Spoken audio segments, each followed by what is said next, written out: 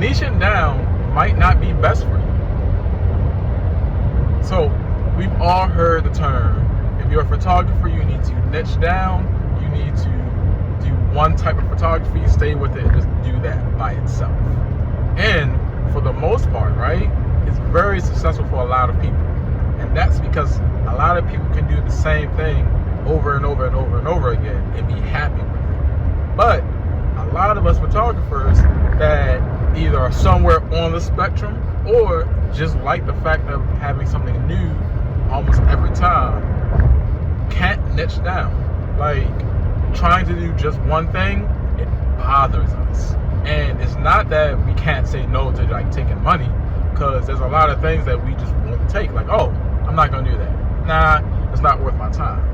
But because of the fact that we can't niche down, it makes us kind of diverse and makes it harder for some of us to get booked. So the way I've done it, I have semi-niche down, right? I have 4 different types of photography that I'll do, that I accept money for to do. Anything else that I do or shoot, I might do it for free, or I might do it just so that I can gain some more experience with my equipment. And that's headshots, portraits, weddings, and events. And that's simply because all of my low-hanging fruit pours into my more expensive fruit. Here's what I mean by that. Headshots are very important regardless of what field you're in. At some point in time, you're gonna need a headshot taken of you, right? So I make that my lowest costing option, because I want you in the door. I want you to know who I am, how I shoot, how I talk, how I direct, and I want you to know that my quality of work is great.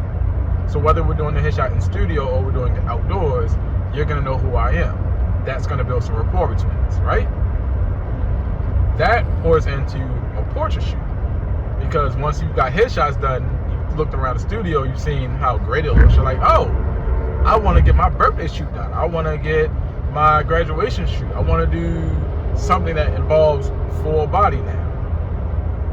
One thing poured into another, and that's going to be almost as double the headshot price, because now I'm adding more of your body into frame, but now we might be introducing more props, poses, other things.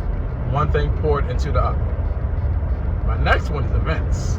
So I undercharge for my area purposely, mainly because when I shoot events, I make it so that everyone who attended the event can download the photos without having to be sent them, because I make it a shareable link so that anyone can download any photo. From that, I gain all of the contact info from anyone who attended that event who downloaded a photo. Meaning, I've now changed my circle from a 1-to-1 to possibly a 1 to, at most that I've done it, a 1 to 100. I've upgraded my email list all the way up to 100 people, right? And of course, they have the option to opt out, but most people don't. So from that bigger client that I did, when I sent out all 100 new welcome to my newsletter, maybe 10 of them unsubscribed. So of the 100, maybe 70 of them opened it, 10 of them unsubscribed. That's still 60 people. That's 59 more people than I had first met, and that I would not have organically met by myself. I got them through my first client. They were at the event and saw that I do great work, and then saw the photos and then liked the photos and then downloaded the photos. They know my work. My work now speaks for itself, so now they're more likely to book with me. And then finally, weddings. Everyone knows weddings are high ticket items. A portrait shoot, a headshot, or an event, they know someone who's getting married, or because they now know me, they're gonna ask me, do I do weddings? And I'm gonna say yes. They might ask me, why is my weddings not on my main website?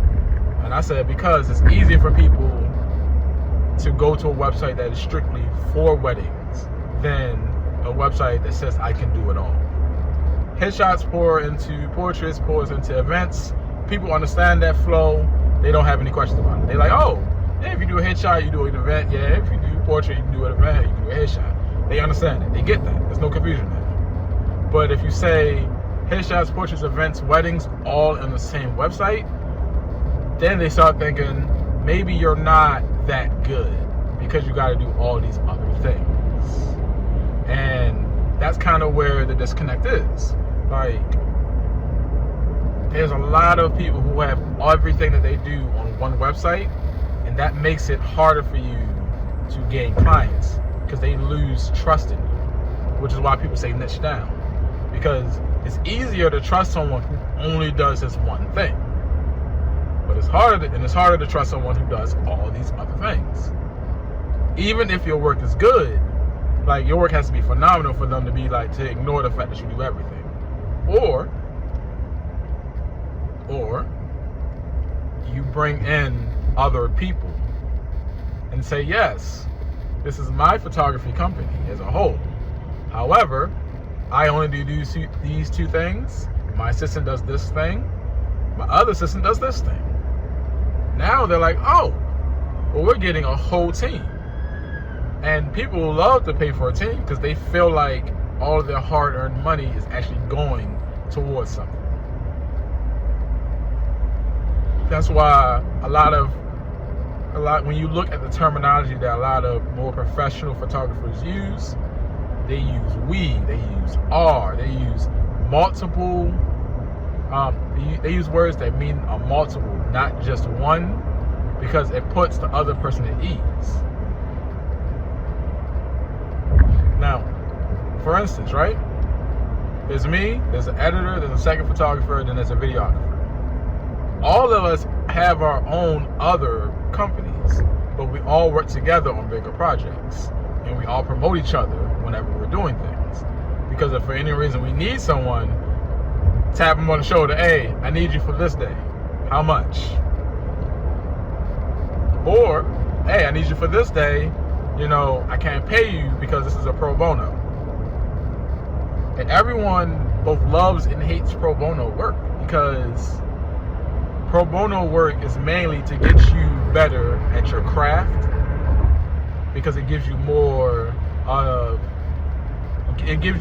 time and space to explore and to work new things out.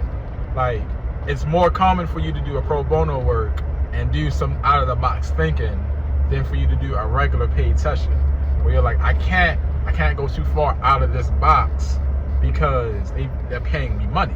So I gotta make sure I deliver good quality work, but I'm not growing from doing that. But when you do pro bono work, hey, look, you're not paying me. I'm giving this to you out of my quality time. So I'm gonna try some things while I'm here and see if they work. If they work, cool. If they don't, cool. I still no matter what, you're gonna get great quality content. It's just gonna be a little bit different. And that's all.